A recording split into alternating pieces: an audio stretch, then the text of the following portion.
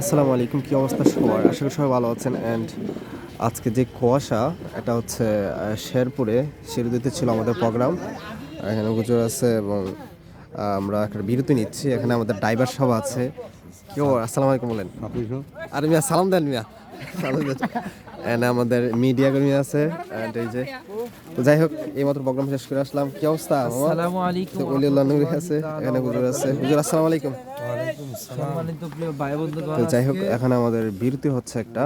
এখানে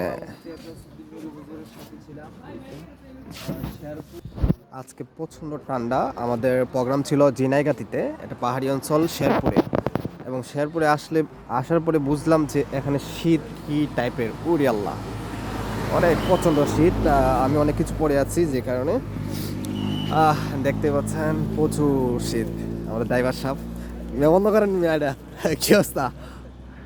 তো এ হলো আমাদের বিরতি যাত্রা। আমাদের আরও প্রায় 30 কিলো যেতে হবে। তো এখানে হুজুর বসে আছে আমাদের চায়ের বিরতির জন্য।